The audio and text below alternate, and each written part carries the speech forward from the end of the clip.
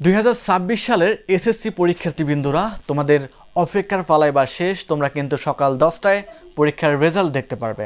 কে কত মার্ক পেলে, কে কত নাম্বার পেলে, কে কত পয়েন্ট পেলে, সকল কিছু দেখতে পারবে। তো কিভাবে খুব সহজেই মোবাইল ফোন দিয়ে দেখবে এসএসসি পরীক্ষার রেজাল্ট, আজকের এই ভিডিওতে আমি তোমাদের শিখিয়ে দিব।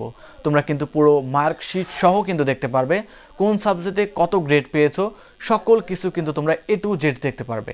তো চলো বেশি কথা না বাড়িয়ে তোমাদের শিখিয়ে দিচ্ছি কিভাবে ঘরে বসে মোবাইল ফোন দিয়ে তোমরা এই 2026 সালের এসএসসির রেজাল্ট দেখবে। দুইটা মাধ্যমে আমি তোমাদের শিখিয়ে দেব।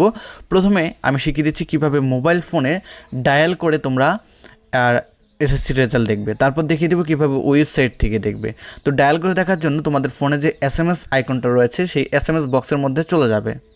SMS বক্সে আসার পর তোমরা টাইপ করবে 16222 লিখে তোমরা এই নাম্বারে কিন্তু মেসেজ পাঠাতে হবে। 16222 এটা লিখে জাস্ট ক্লিক করে দেবে।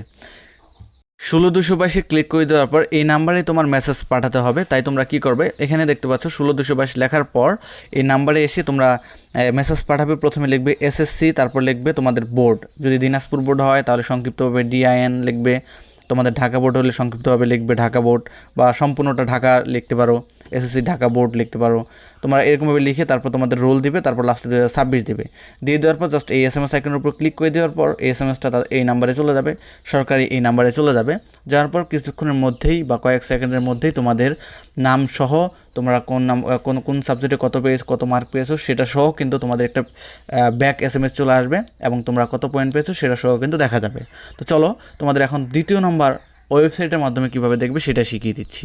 তো ওয়েবসাইটের মাধ্যমে দেখার জন্য তোমরা যে কোনো একটা ব্রাউজারে চলে যাবে, ক্রোম ব্রাউজার হতে পারে বা যে কোনো ব্রাউজারে চলে যাবে। ব্রাউজারে চলে যাওয়ার পর তোমরা এখানে সার্চ করবে এডুকেশন বোর্ড লিখে জাস্ট সার্চ করে দিবে। এখানে এডুকেশন বোর্ড লিখে সার্চ করে দেওয়ার পর একটু নিচে আসবে, এখানে অনেকগুলো অপশন পেয়ে যাবে, অনেকগুলো ওয়েবসাইট পেয়ে যাবে। এখান থেকে তোমরা 2-3টা ওয়েবসাইটের মাধ্যমে দেখতে পারবে। এই ওয়েবসাইটেও দেখতে পারবে, এই ওয়েবসাইটেও দেখতে পারবে। তো এখানে আরও কয়েকটা ওয়েবসাইট রয়েছে, তোমরা যে কোনো একটা ওয়েবসাইটের মধ্যে ক্লিক করে দেবে। তো আমরা প্রথম ওয়েবসাইট থেকে দেখবো, প্রথম ওয়েবসাইটে ক্লিক করে দিলাম।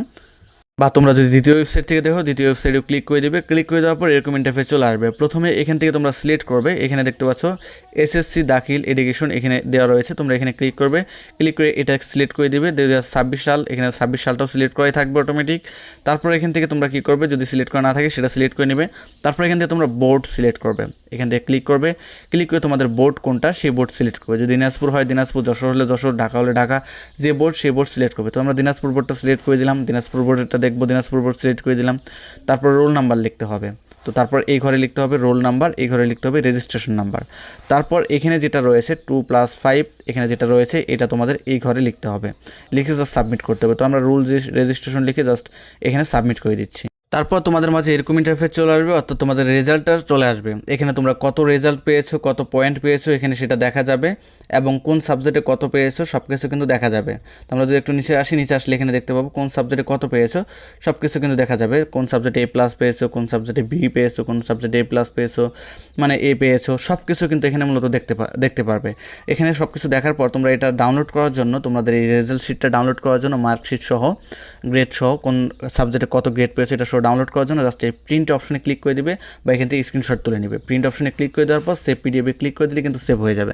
আশা করি বোঝাতে পেরেছি কীভাবে তোমরা এই SSCর রেজাল্ট খুব সহজেই মোবাইল ফোন দিয়ে দেখবে 2টা মাধ্যমে।